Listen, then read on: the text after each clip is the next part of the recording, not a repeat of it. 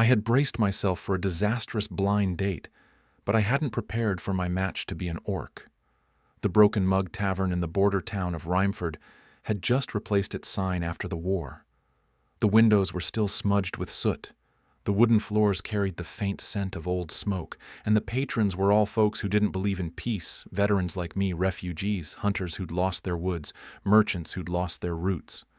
My name is Cale Marin, 27 years old, a freelance armorer, the kind who patches dented plates, replaces leather straps, rivets bolts, and takes a few silver coins and a hot meal in trade.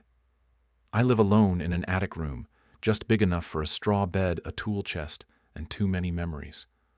The one who tricked me into this was Bram, my friend, since we were kids swinging sickles in the fields. He said, "Just one drink, 1 hour. Forget the war. Meet someone new." I refused 3 times. On the 4th, he pulled out, "Your promise to your ma," so I caved. I arrived 15 minutes early, ordered a mug of watered-down black ale, the only drink in Rhymeford that wouldn't drive you mad, and sat at a corner table back to the wall out of soldier's habit. The tavern door swung open. A cold gust rushed in, carrying the smell of melting snow and road mud. Someone entered, and the whole place seemed to dip a notch. An orc girl. Not the imposing war chief type or some princess. She wore a patched cloak, worn leather boots, and clutched an old cloth bag. Her skin was a pale green, the kind that comes from not eating enough, and there was a small scrape on her neck like from a rope rub. She scanned the room, her amber eyes flickering with tension. Then they locked on me, a human man sitting there like I was waiting for her. She froze at the threshold. I saw her chest rise and fall rapidly, like she'd just run a long way. Then her face paled, a strange paling on green skin, her lips trembled. She bowed her head, spun around like she was about to bolt. Wait. I stood up on reflex, raising a hand like asking her to halt. "Are you here to meet someone Bram set up?" She paused, not fully turning, just glancing over her shoulder. Her eyes were wet. She said in a hoarse voice, "He said I'd meet someone like me. Someone who would understand." I went still. He told me the same thing. She turned back, her eyes glistening, and walked to my table, but each step was like wading through mud. She yanked out the chair, sat with a thud, and burst out like she couldn't hold it. "I've been tricked." I swallowed hard, staring at my mug of weak ale like it held answers. "So have I." She let out a dry laugh, the kind without joy. "Good. At least I'm not the only fool." Then she covered her face with her hands, her shoulders shaking. "Orcs don't cry like humans. No loud sobs, just this suppressed shattering." Through her fingers she said, "You can go. I don't want to be pitied again." Every eye in the tavern was on us. I felt that familiar tension, the kind before a brawl. I could stand up, walk out. Let this fade into an awkward memory. That was the easy choice. But I remembered Bram's voice. 1 hour. And I remembered something else after the war everyone thinks you need: fixing. No one asks if you want to be fixed. I pulled the opposite chair out, sat back down slowly, keeping myself in her view. "I'm not leaving," I said. "Not out of pity, but because we were both dragged here like objects. At least I want us to end this our way." She lowered her hands, her eyes red, looking at me like she didn't believe it. "Why, because I hate being led around," I replied. "And if we've been tricked this far, at least, let's finish this drink like it's worth it." In her amber eyes, a small spark, not quite trust, but maybe. The tavern noise picked up again, but the stares lingered. I took a sip of my ale, tasting the bitterness that matched the moment. She didn't touch her water, just gripped the mug like it was an anchor. Her hands were rough, calloused from work, not unlike mine, but larger, with nails trimmed short for practicality. We sat in silence for a minute, the weight of the setup hanging between us. Bram had always been the one to pushing me into the army when I hesitated, pushing me to move on after I returned. But this was beyond pushing. This was shoving us off a cliff. Finally, she spoke, her voice steadier but still edged with hurt. "He told me you were someone who'd lost everything too. Someone who wouldn't judge." I nodded. "He told me the same about you." No details, just enough to get me here. She glanced around the room, noticing the whispers. A couple of old veterans at the bar were muttering their eyes, flicking our way. One shook his head, probably spinning tales already. I shouldn't have come, she murmured more to herself. This town, it's not ready. Rhymeford's never ready, I said. Half the people here lost homes to raids. The other half lost friends guarding against them. Peace is just a word on paper. She met my eyes again. And you. What did you lose? I hesitated. The war had taken my parents' farm, my sister's life in a skirmish, and pieces of me I'd never get back. But spilling that on a first forced meeting felt wrong. Enough to make me wary, but not enough to run from a conversation. She almost smiled, a faint twitch at the corner of her mouth revealing a glimpse of small tusks. Wary. That's a polite way to say it. The door creaked open again, letting in more cold air. A group of merchants entered, laughing about some deal. The distraction eased the tension a bit, but I could feel the room's pulse, curious, suspicious, ready to ignite. Look, I said, leaning forward slightly.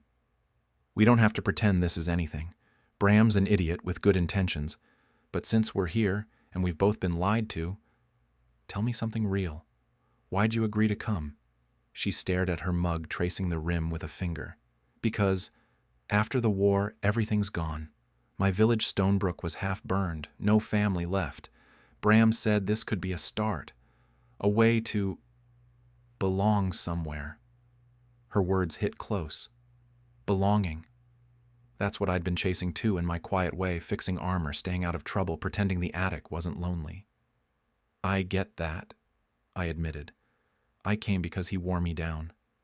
But maybe staying now is my choice. She looked up, that spark brighter. Your choice, even with everyone watching. Especially with them watching, I said. Let them see two people talking, not enemies, just people. For the first time, she relaxed her shoulders a fraction. The tavern's hum felt less oppressive. We weren't friends, not yet, but the hook of the lie had pulled us into something unexpected, a shared defiance against being puppets. Little did I know that defiance was about to drag us deeper into the town's undercurrents. Her name was Mira of Stonebrook, a poor orc village on the northern edge of the forest, half burned in the war's final year. She said, of Stonebrook like a habit, then laughed at herself. Nothing left to be of now. I gave her my name, Cale Marin, raised in Rhymeford, drafted at 18, survived with my hands intact to fix armor for others. I didn't spill the full story. No one dumps their war graves on a forced blind date. But Mira saw more than I said. You still sit with your back to the wall, she observed. Veteran. You do too, I replied. You glance at the door every time there's a noise. She paused. I'm used to it. We talked like two people who'd just escaped a trap. At first it was awkward pauses and sidelong glances. Then relief set in like exhaling after holding your breath too long. Then bitterness when Bram came up, the well-meaning fool who thought he had the right to play God with other people's lives. Why'd he trick you? I asked.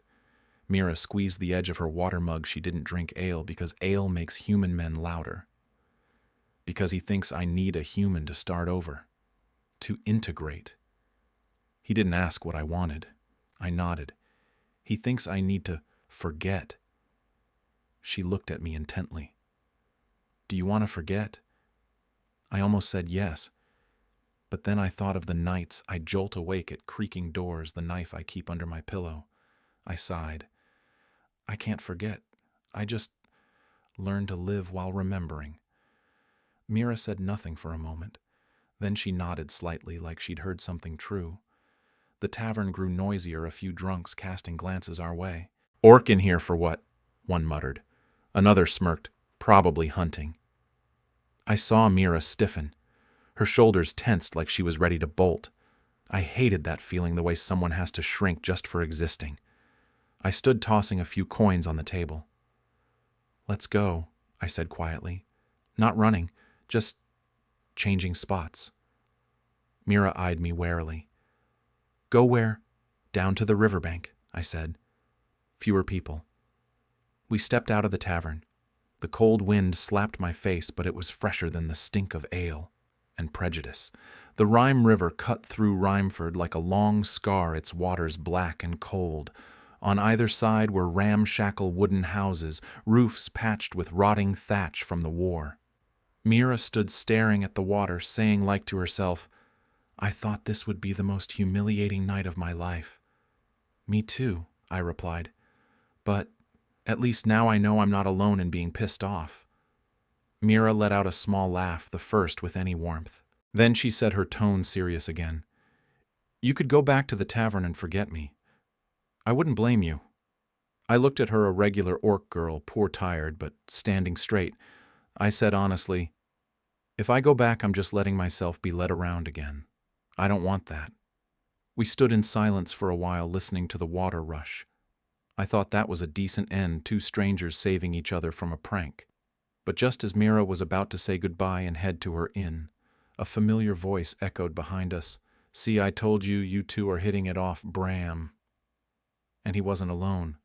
Rolf was with him, the old militiaman who hated orcs on principle, and trailing behind two drunks from the tavern, curious like flies to rot. Mira stepped back half a pace, her eyes darkening.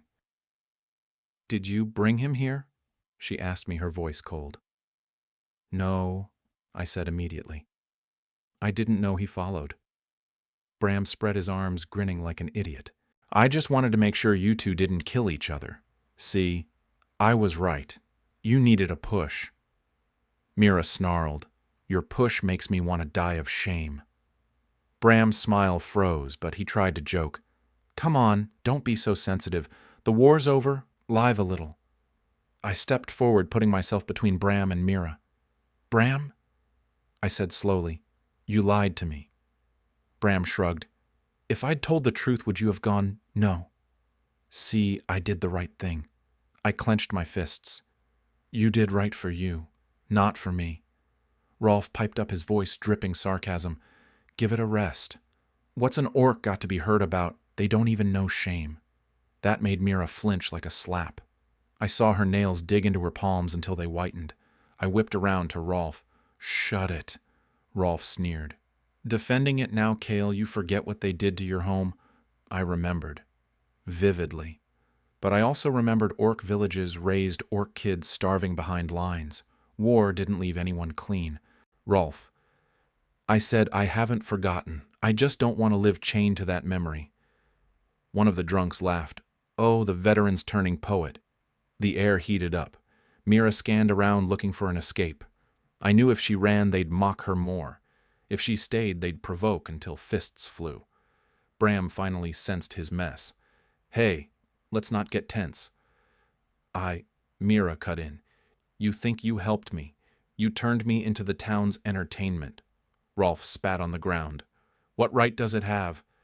I shoved Rolf back a step. Not a punch. Just enough to draw a line. Enough, I said. Night's over. Everyone goes home. Rolf's hand went to his knife, threatening me. No, I said. Stating facts. If you want to fight, I'll give it. But you'll be fighting someone fresh from the front and you're fighting drunks. Your call. Rolf hesitated. Bullies always calculate. In that moment, Mira whispered, Kale, stop. I don't want you hated because of me. I turned. Too late. They hate you for breathing. I hate that. A beat of silence. The river wind cut through. Bram stammered, I'm sorry. I thought you two needed a chance. Mira didn't look at Bram. She just said, chances don't start with lies. I grabbed the strap of Mira's bag, lightly tugging toward a darker path with fewer eyes. Come on, I said. I'll walk you home properly this time. Mira didn't pull away. She walked beside me silent. But I knew the night wasn't done. In border towns, a rumor can kill without a blade. Kyle's with an orc. And as we turned into the alley, two shadows waited at the end. Not drunks. Town guards. One said, Kyle Marin got an order to bring you in. I asked, for what? He glanced at Mira. For consorting with an orc. Bram stood there grinning like he'd just pulled off some grand scheme. Next to him was Rolf, a former militiaman from Rhymford, the kind who hated orcs on sight.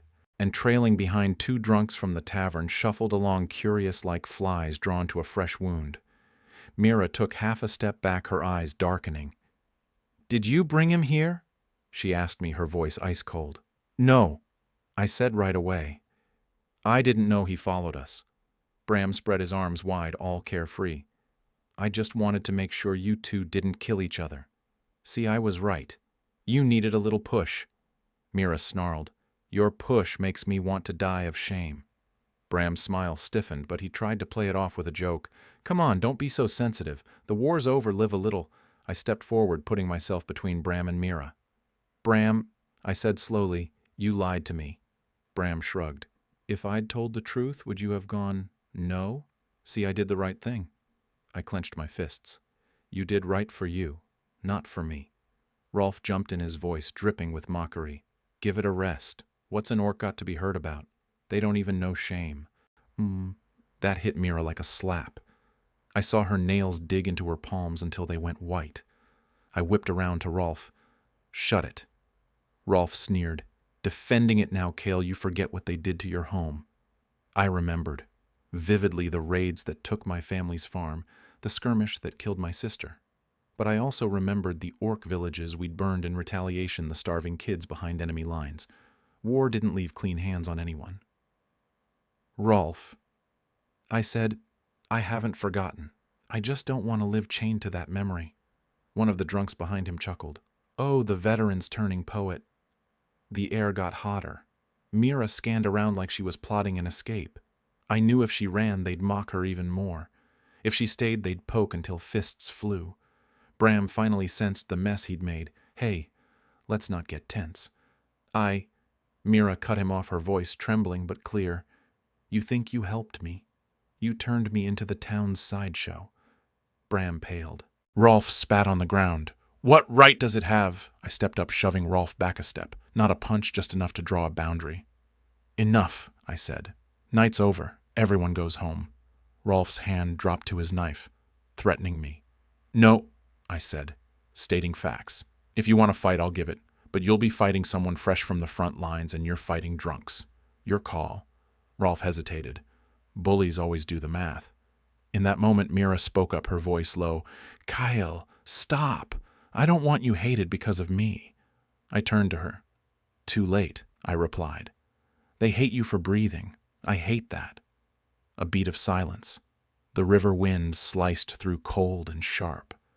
Mira looked at me like I was making a choice too big for the moment. Bram edged forward, his voice smaller now. I'm sorry. I thought you two needed a chance." Mira didn't look at Bram. She just said, "Chances don't start with lies." I nodded. Then I grabbed the strap of Mira's cloth bag, lightly tugging toward a darker path with fewer prying eyes. "Come on," I said. "I'll walk you to the inn properly this time." Mira didn't pull away. She walked beside me, silent. But I knew the night wasn't done. In border towns like Rhymford, a rumor could kill without drawing a blade. Kale's with an orc. And as we turned into the alley, two shadows waited at the end, not drunks. Town guards. One said, "Kale Marin got an order to bring you in." I asked, "For what?" He glanced at Mira. "For consorting with an orc." I understood. The pranksters weren't finished. They'd just changed the stage. The guards weren't rough, they knew me from patrols, but their grips on my arms were firm as they marched me toward the guardhouse. Mira walked beside us, not restrained, but her face was a mask of controlled panic. I caught her eye and mouthed, "It'll be fine." But even I wasn't sure. The guardhouse was a squat stone building with thick walls and iron doors, the same place I'd signed my discharge papers. Back then, they shook my hand like a hero. Now they eyed me like a curiosity. Captain Jarek was waiting inside, his face gaunt gray beard, unkempt eyes sharp as ever. He slapped a paper on the table. "Kyle Marin accusation of colluding with an orc crosser. Passing post-war intel north." I let out a short, angry laugh. Who accused Jarek didn't answer, but I knew Rolf, or someone like him. You know who I am, I said. I fought for this town. That's why, Jarek replied coldly. I don't want to see you go soft. One spark and it all flares up again. Soft isn't treason, I shot back. No, he said, but soft gets people killed. I glanced at the small window. Night had fallen fully. Where was Mira now, held outside or sent away? My mind raced. Rumors spread fast here. By morning, half the town would have twisted this into something worse. Jarek leaned back. You want to clear your name, spell it out. How long have you known her? What did you do? Where? I answered every question.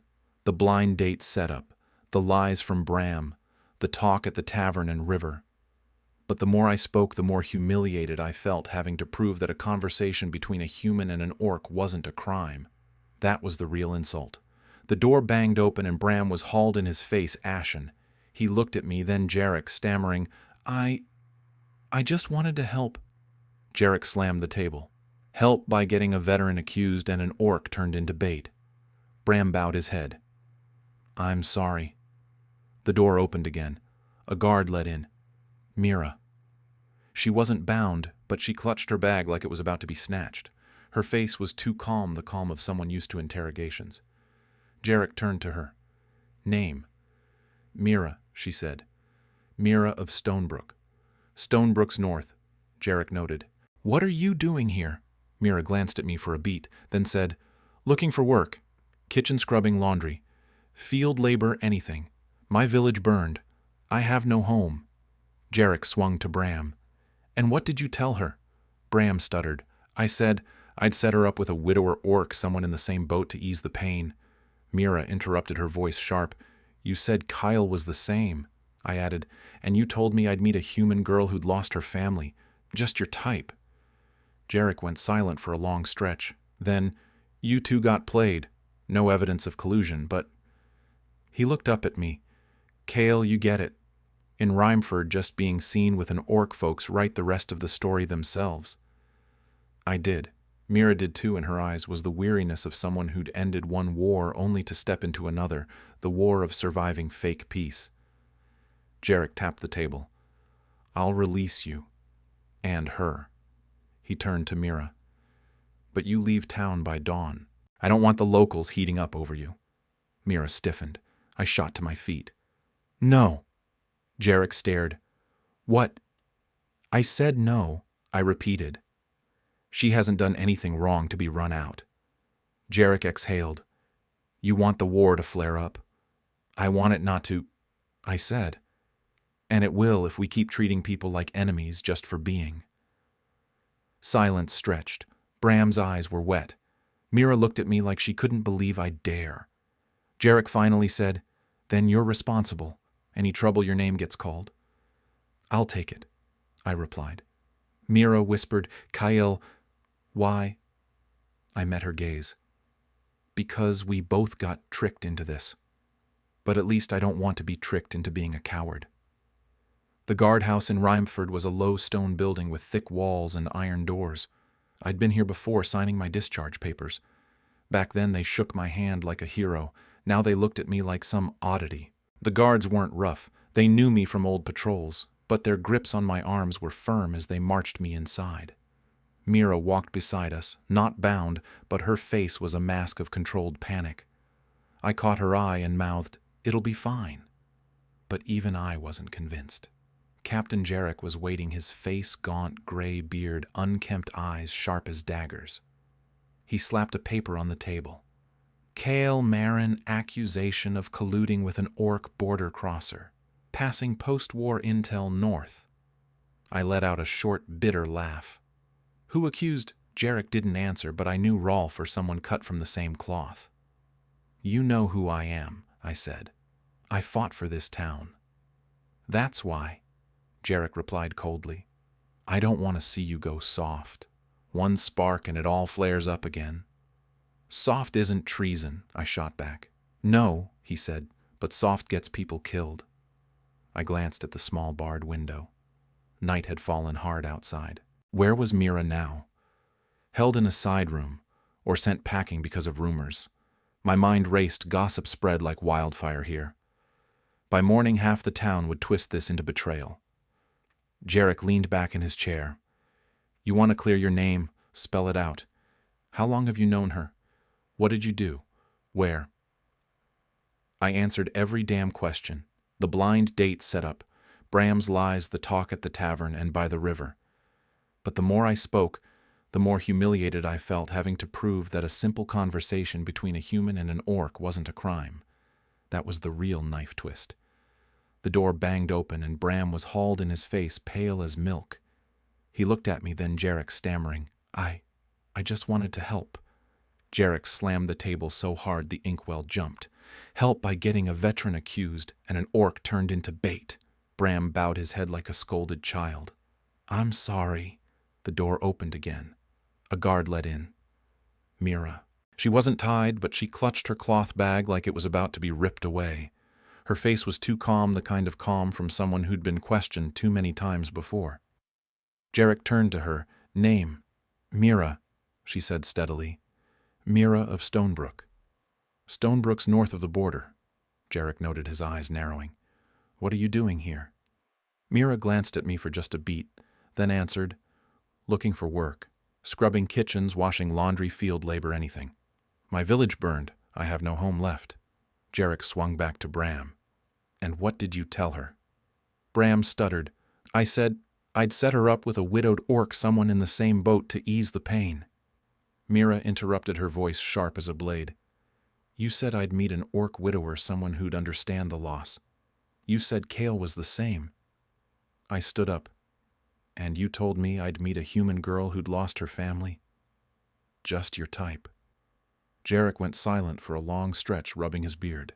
Then, like handing down a verdict, you two got played. No evidence of collusion.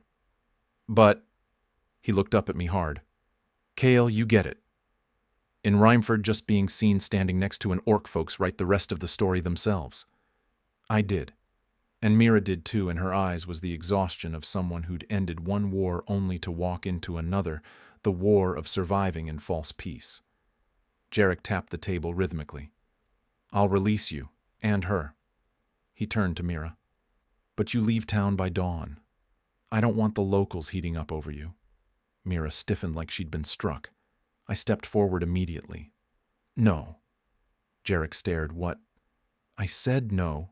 I repeated, my voice steady despite the knot in my gut. She hasn't done a damn thing wrong to be run out. Jarek exhaled slowly, his voice low and warning. You want the war to flare up again? I want it not to, I said, meeting his gaze. And it will if we keep treating people like enemies just because they exist. The room went dead quiet. Bram lifted his head, his eyes watery. Mira stared at me like she couldn't believe I'd dared to say it. Jarek finally spoke. Then you're responsible. Any trouble, your name gets called first. I'll take it, I replied without hesitation. Mira whispered, her voice barely audible. Kael, why? I looked at her, saying it plain. Because we both got tricked into this mess. But at least I don't want to be tricked into being a coward. And in that moment, as the words left my mouth, I knew I'd just signed another contract, not on paper, but with the whole damn town. Rumors would fly harder now, eyes would follow us sharper. But backing down would mean letting the war's ghosts win, and I'd buried enough of those already. Jarek waved a hand. Get out, all of you. And Bram, next time you play matchmaker, do it without dragging my guards into it. We filed out into the night. The cold air hit like a slap, but it cleared my head. Bram slunk off without a word, probably to nurse his regrets in some corner. Mira walked beside me, her steps hesitant like she was waiting for the other boot to drop. As we reached the end of the street, she finally spoke. You didn't have to do that. Stand up for me. I did, I said. For both of us. She stopped under a flickering lantern, her amber eyes searching my face. But now the town's against you too. I shrugged, though it weighed heavy. Let them. I've faced worse than whispers. We continued to her inn in silence, the river's murmur the only sound. But inside, I felt the shift. A line crossed, a choice made. The prank had pulled us in, but now we were navigating the fallout together, whether we liked it or not. I walked Mira out of the guardhouse. The night wind whipped through the streets carrying the smell of ash from old fires and salted fish from the river docks. Mira stayed silent for a long time, her steps measured like she was afraid one wrong move would shatter whatever fragile thing had formed between us. "You didn't have to do that," she said finally. "Stand up for me like that. I'm used to being run out." "That's why I hate it," I replied. "No one should get used to being treated like trash." We reached the Gray Thatch Inn, her spot for the night. The landlady scowled when she saw Mira, her arms crossed like a barrier. I stepped up first, slapping a silver coin on the counter. "She's renting a room for a week. I'll cover it." The landlady eyed me, then Mira, before snatching the coin. 1 week, no trouble. Mira pulled me outside before I could argue more. "You're not rich," she said, her voice urgent. "I fix armor," I said. "I get by, and I don't want you sleeping on the street because of Bram's mistake." "Mistake?" She echoed, her tone bitter. "Bram's, or the world's." I didn't have an answer for that. The next day, the rumors hit like a storm. "Kale's protecting an orc." People avoided my eyes in the market. A couple of old veterans called me a turncoat under their breath. But not everyone, some widow's folks who'd lost homes like me, gave Mira sidelong glances that weren't all hate. More like recognition, not an enemy, but someone else who'd been broken by the same blade. Mira started working in the inn's kitchen, trading meals for pocket change, scrubbing pots, chopping roots, the grunt work no one wanted. I went back to my forge, repairing guards' armor as usual. But now when someone muttered about greenskins, they watched my reaction first, like testing a blade's edge. 3 days later, Bram showed up at my workshop. He stood in the doorway, not daring to cross the threshold, his face drawn like he'd aged a decade overnight. I ruined everything," he said. "Yeah," I replied, not looking up from the dented breastplate I was hammering. "I just wanted you to stop being so alone," he went on. "And her, she needed someone too." "Needed," I said, setting the hammer down. "But not to be turned into an experiment." Bram swallowed hard. "I'll apologize to her." "Good," I said. "But apologies don't fix the fallout. You have to fix it by standing up in front of the town. Tell them the truth, you lied to both of us. I'm not colluding with anyone, and Mira's just here looking for work." Bram went pale. "They'll hate me." "Welcome to Mira's world," I shot back. That evening, Bram did it. He stood in the middle of the Broken Mug, the same tavern where it all started, and spilled the beans in front of a crowd. There were curses, jeers, a few thrown mugs that missed. But the story shifted from Orc seducing a soldier to Bram the fool playing matchmaker. A week passed. Mira stayed in Rhymeford, not settled, but not chased out. I still got stares, but no more invites to the guardhouse. The town grumbled, but life ground on merchants haggled. Kids played in the mud, and the river kept flowing like nothing had changed. On the 8th night after that blind date, a knock came at my attic door. I opened it to find Mira standing there, holding a steaming bowl of soup. "I don't have much to repay," she said, "but I can cook." I took the bowl, the smell of onions and stewed bones making my throat tighten. It was the first hot meal someone had made for me in longer than I cared to remember. I stepped aside, letting her in.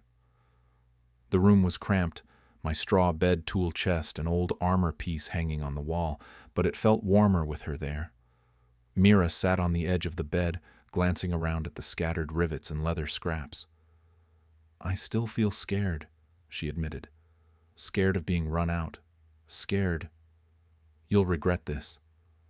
"I'm scared too," I said, sitting across from her on a stool. "But I'd rather be scared and choose than safe and led around." She nodded, then looked down at her hands. "So, let's start over. Not Bram's blind date, but 2 people who got tricked trying to live decently in a poor town." I chuckled softly. "Sounds romantic, border style." Mira quirked her lip, showing a hint of tusk. "I'm a regular orc. I don't know romance." "Good," I said. "Neither do I." We ate the soup in a warm silence, the wind rattling the thatch roof like distant waves. Outside, Rhymeford might accept us tomorrow or explode. I didn't know. But for the first time since the war, I didn't feel like I was surviving alone. Our story had started with a lie, but maybe we could write the rest with real choices.